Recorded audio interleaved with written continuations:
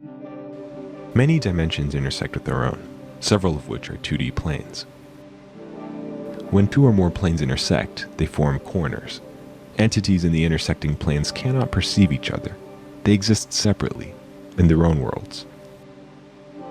However, the corner folk can pass these boundaries and enter other planes. The corner folk are a trans-dimensional species. They are the only ones who can traverse the corners shaped by planes.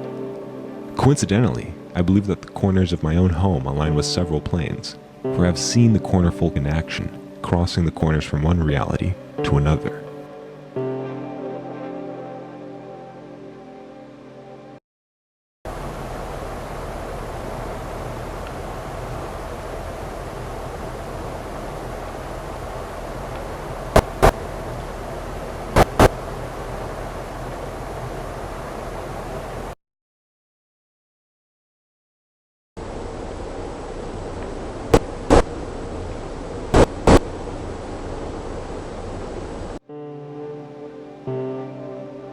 This leap requires massive amounts of energy that, when released, produces bright blue flashes. I have yet to discover the source of this energy, and the reason behind the cornerfolk crossings remains unknown.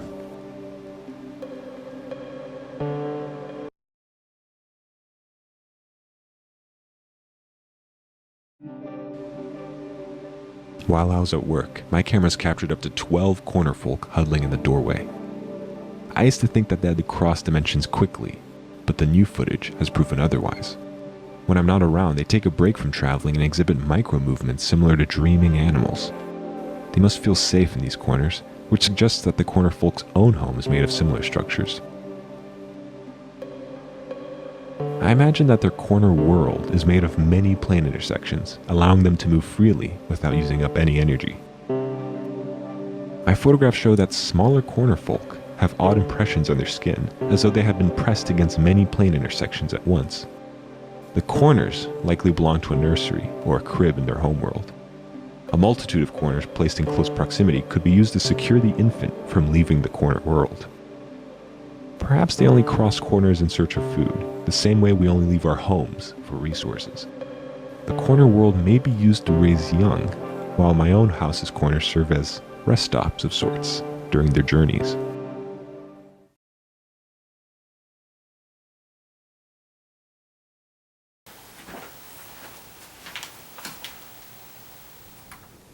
I've begun to dream of the corner world. I can't stop thinking about it. According to the calendar, I've spent entire weeks in my home, just drawing and describing the corner world on paper. I lost my job last month due to repeated absences, but it really does feel like I just left the office this afternoon. When the corner folk jump, it feels as though they're taunting me. But I'm close to a solution.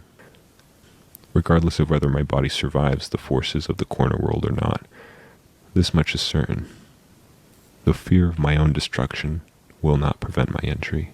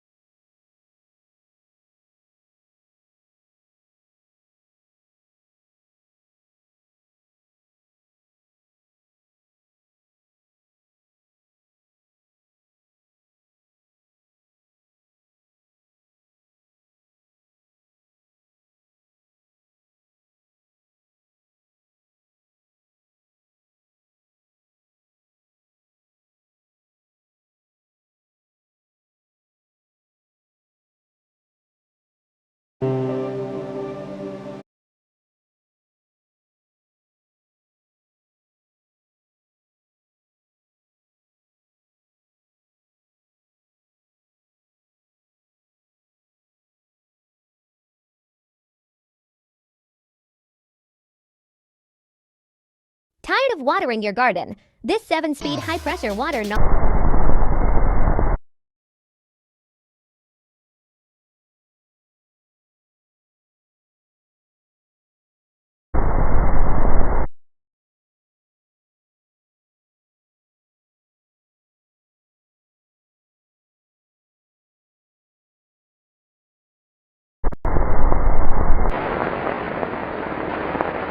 L'aspetto più difficile della construction était le piédestal. Bien que le statue soit destinée à être un cadeau, l'ambassadeur des États-Unis nous a exhortés à suivre les démons du président Trump. Nous avons accepté l'échappement. Nous avons reçu des exigences de taille variable pour le piédestal. Après 4 ans de demander des modifications de la taille du piédestal ont cessé. Les gens se demandent pourquoi le piédestal est tellement plus grand que les dames. Tout ce que je veux dire, c'est demander aux Américains.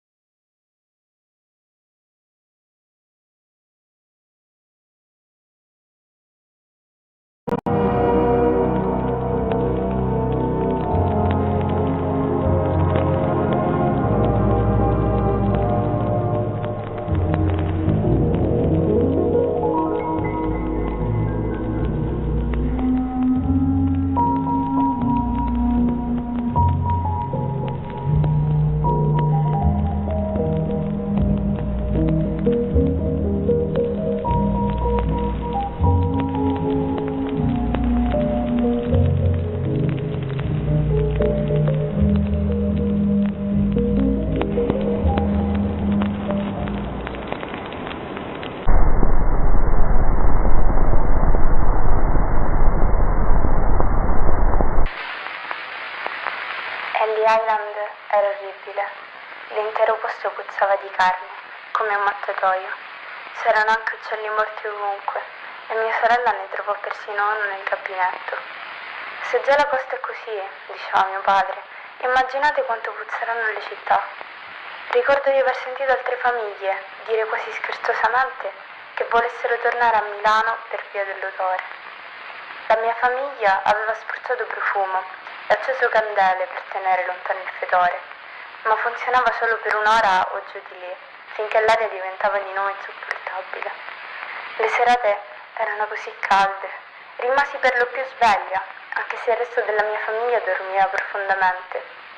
Ricordo che guardavo fuori dalla finestra ogni notte e vedevo file di persone che venivano condotte alla Statua della Libertà dai funzionari. Se solo fossero saliti sul piedistallo, i funzionari se ne sarebbero andati e non sarebbe successo nient'altro. La mattina seguente però ci sarebbe stato un odore peggiore, come un mattatoio.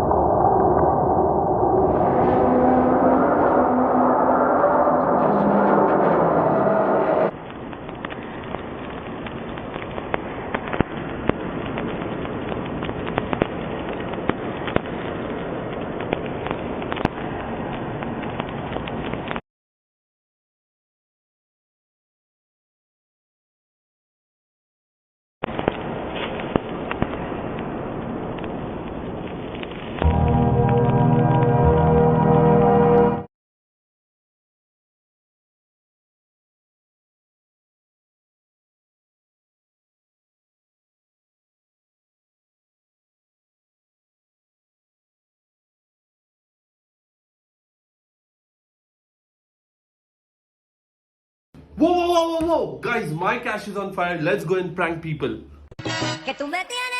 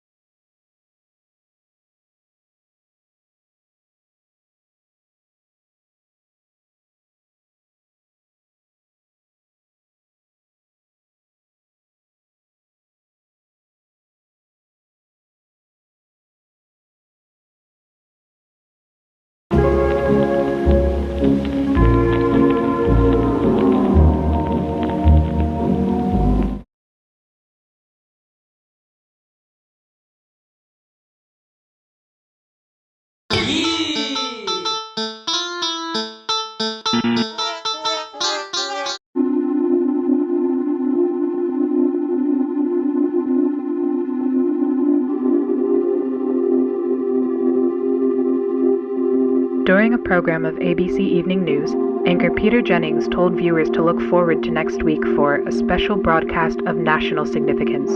Jennings would continue to remind viewers of the special broadcast over the next 7 nights, even referring to it at one point as the most unprecedented announcement in recent history. A week after its first mention, Jennings reminded viewers of the special broadcast one last time, asking them to pay attention later that night for an exclusive look at the greatest gift to the American people. Due to the anticipation built over the week, over 60 million Americans tuned into ABC, waiting for the evening news to end and for the special broadcast to begin. There were countless theories as to what would occur, from the announcement of alien life to the declaration of an all-out nuclear war. Speculation was brewing intensely. Once the evening news program ended, a black screen with a 10-second countdown commenced with the title Dean Democracy. Some viewers, so terrified of the threat of nuclear war, reportedly experienced nervous breakdowns and ran down the street, declaring that Dean Democracy was the code name for an all-out nuclear holocaust. Yet once the countdown ended, all fears were soon replaced with tears of joy and an excitement not seen since the end of World War II.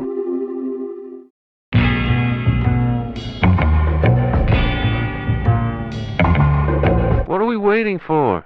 Let's bring them back home.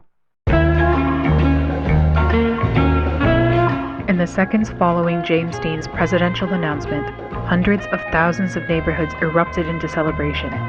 Although other candidates had promised to end the Vietnam War, none had so accurately expressed the same anger that they had felt, which Dean had perfectly conveyed in a 15-second broadcast. Due to popular demand, the ABC Evening News was canceled the next night, replaced by a 30-minute loop of James Dean's presidential announcement. The broadcast was watched again by over 38 million Americans, and the parties continued for the rest of the week. Due to repeated assassination attempts on Robert Kennedy, the Democratic Party presidential debates were canceled for the 1968 election season. However, this proved to be no issue for Dean, as polls indicated that he was in the lead for the entirety of 1967 and 1968, despite having had fewer public appearances and rallies than any other candidate. The strength of his campaign relied on the powerful advertisements he directed that would air every Friday evening on ABC. The series of programs would be considered by many as another weekly TV series and went on to become the highest-rated TV show on television after the conclusion of Star Trek in 1967. Although a presidential debate was eventually scheduled 2 weeks before the election, James Dean instead invited opponent Richard Nixon to a track to race cars on the same night. Although reluctant at first, Nixon eventually agreed and went to spend the entire day with Dean, reportedly even telling the actor, "To hell with it, I'm voting for you. You're already a better president than I'll ever be." This statement, although only a rumor, would spread like wildfire in tabloids and permanently curbed Nixon's chance for victory. On the morning of November 1st, 1968, 4 days before Election Day, anti-Dean groups hijacked radio channels and told civilians they were fed up with James Dean and that television was ruining American youth. After the broadcast, the groups went on to cut hundreds of power lines in the southeast, effectively preventing any of Dean's presidential ads from reaching any household below Tennessee. Dean quickly heard of the incident and, despite the risk of an assassination, flew down to the south and quickly went to work with local electricians to repair the broken power lines. James Dean would be met with a supportive crowd, primarily younger voters who were eager to see a younger face back in the White House. Elderly white conservatives, often the parents of the younger supporters, remained in their houses and occasionally peered through their window blinds to catch a glimpse of the handsome candidate. Although it wasn't known to Dean at the time, hate groups in the South had perpetuated the idea that he was Satan in disguise and cited his good looks and his love for jazz as being clear signs of the devil.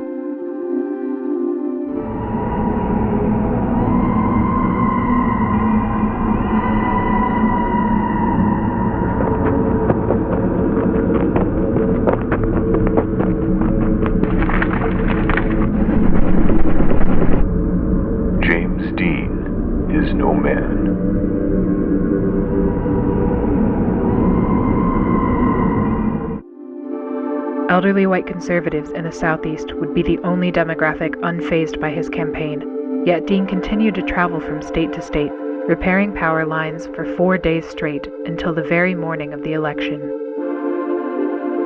On November 5, 1968, James Dean received 75% of the popular vote with 395 electoral votes. Nixon congratulated Dean in a phone call the following morning, but Dean refused to acknowledge the win and instead asked to race cars again at the track.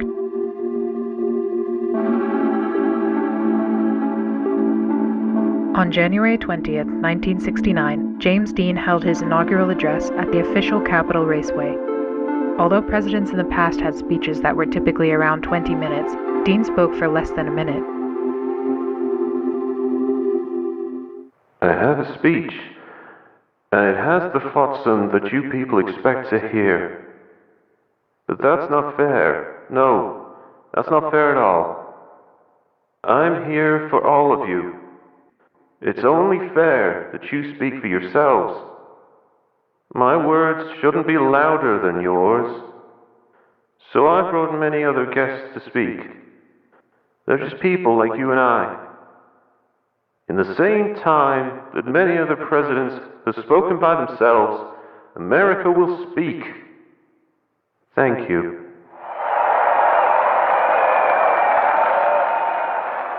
Dean proceeded to introduce many groups to the microphone, including civil rights activists and Native American families. Martin Luther King Jr. would also come forward to speak in his first appearance since an attempt on his life 9 months prior.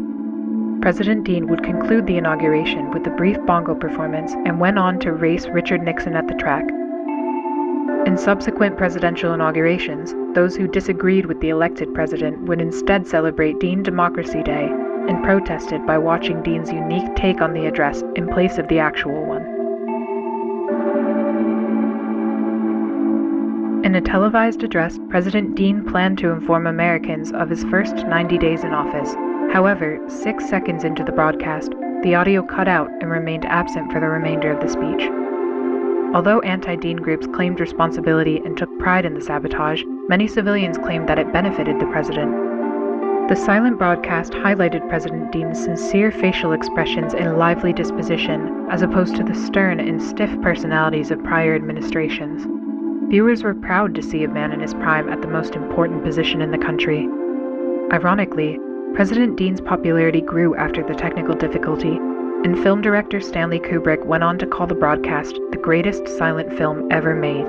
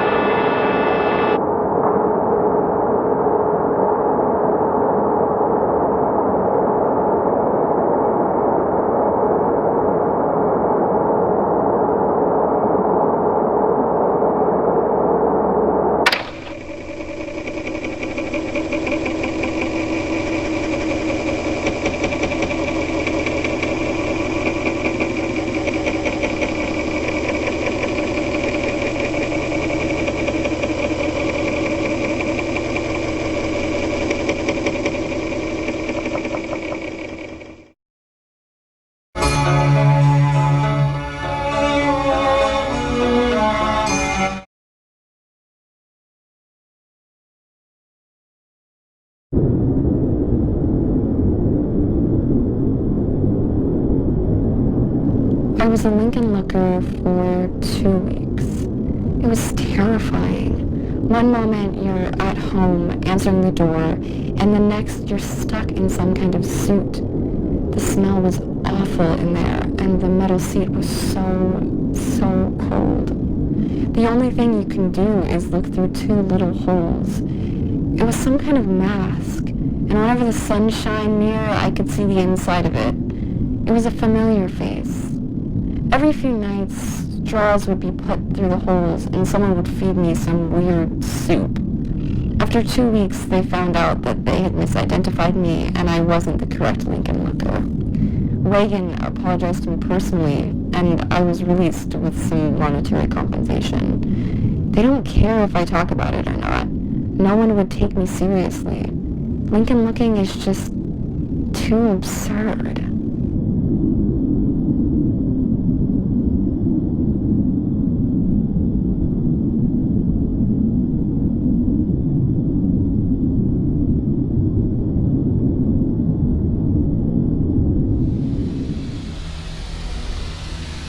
There's always that someone that we dislike more than everyone else. Not usually famous or important, but they've done something that's affected us personally. Often you're the only person who remembers this act. It may not have been that bad, but memory hurts. Everyone experiences this, and the president is no exception. Except he can do something about it. Every president can choose one person to be a Lincoln Looker.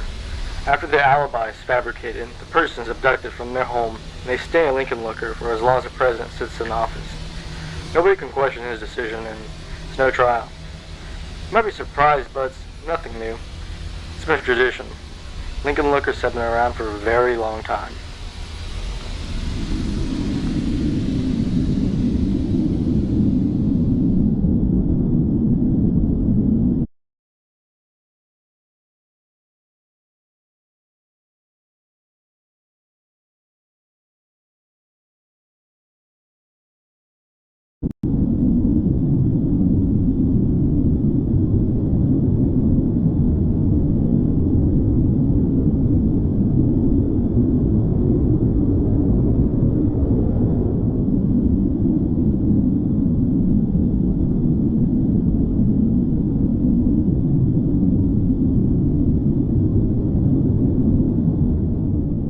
Hello, we are not available now. Please leave your name and phone number after the beep. We will return your call. Hey, Eunice. It's Howard. I don't know what I just saw. I was at the top of the steps, reading the inscriptions and talking to visitors, when I started to hear a faint scratching sound.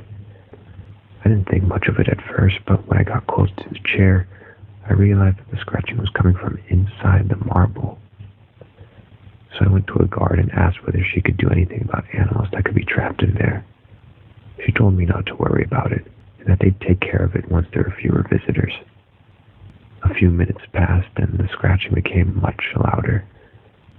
I went back to the guard and asked what kind of animals usually got stuck in there, and she said, wild animals.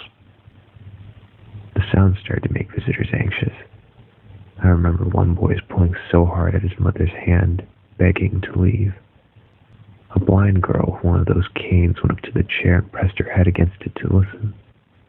Then she started crying. Her parents tried to pull her away, but she just began to hit the chair with her cane. That's when the guards asked everyone to go back down the steps. I don't know why, and it's going to sound crazy, but I felt compelled to help. So I went to the blind girl and joined her in hitting the marble. The guards tried to pin us down, but the scratching became too loud for even them. It sounded like someone was shaving down a chalkboard. Eventually the marble began to crack, and a few more hits caused the crevice to expand all the way to the top of the chair. There was a sudden burst of air from the damage, and the head suddenly turned toward us. I was afraid it would fall, so I picked the girl up and went down a few steps. The head slowly rotated back into place, and when it started to be pushed upwards, I took out my camera. It was no wild animal.